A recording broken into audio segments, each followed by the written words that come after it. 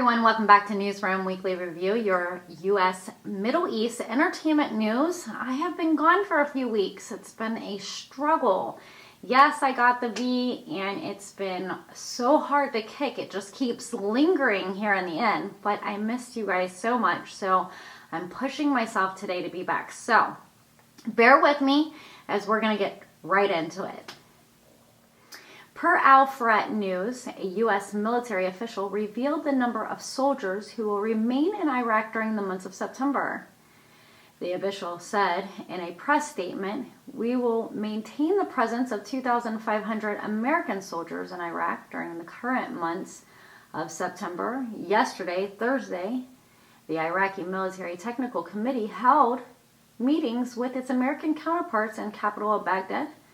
According to Security's media cell, the two-sided agreement to reduce the combat units and American capabilities of the military base in Ain al-Assad and Erbil to be completed by the end of this September. Also added in the statement, the international coalition leadership has been reduced from headquarters led by a team officer to smaller headquarters led by a major general for the purpose of management, support, equipping, and exchange of intelligence information and advice.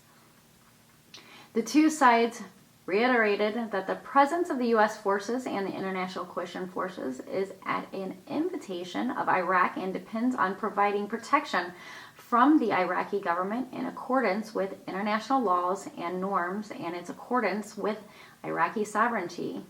They also agreed to hold regular sessions to complete the discussion of remaining steps to secure the transition to a non-combat role for the international coalition forces by the time set for it is at the end of this year.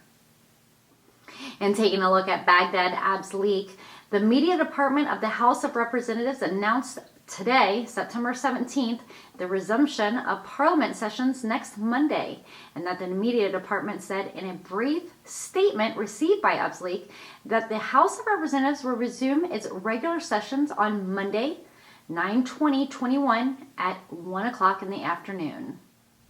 And then Shafak News reports the Prime Minister of the Kyrgyzstan Regional Government, Masroor Barzani, today the President of the Republic of Iraq, Barham Shali, during the meeting, the latest developments in the situation in Iraq and the regionals were discussed, and the need to resolve outstanding problems between the federal government and the Kyrgyzstan region under the Constitution was also emphasized, according to the statement by the regional government.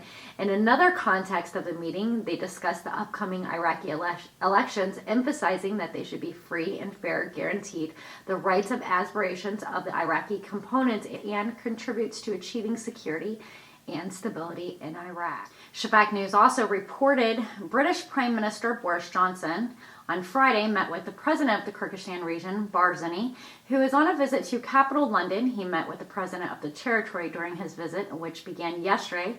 The ministers of Foreign Affairs, Dominic Raab, and Defense, Ben Wallace, and other British officials. During his meeting with the British officials, Barzani discussed strengthening relations and expanding areas of cooperations and partnerships between Iraq and the Kyrgyzstan region on one hand and the United Kingdom on the other hand, in addition to war on terrorism, security and stability in Iraq and the regional in general. The first visit in Barzani to British was in May of 2014, when he was the Prime Minister of the regions, during which he met with a number of officials. He also met with Boris Johnson in Erbil in 2015. Britain has a consulate in the Kyrgyzstan region, and a number of British soldiers are present in regional and within the framework of the international coalition to eliminate ISIS, of which the United Kingdom is a major member. Shafak News reported the deputy head of the Iraq Money Recovery Fund, Al Abalsi, revealed Thursday that $38 million in Iraqi funds were recovered abroad. The Iraqi capital, Baghdad, is hosting the work of the second day of international conference for the recovery of the stolen funds and smuggled assets under Prime Minister Mustafa al-Kazimi. With wide international participation, al-Habasi told Shafak news agencies the fund owns files related to individuals and not to the state, and that there is the United Nations Convention Against Corruption and Arab World Anti-Corruption Conventions, both of which include text and mechanisms for how to obtain and recover the looted funds and return them to the state treasury.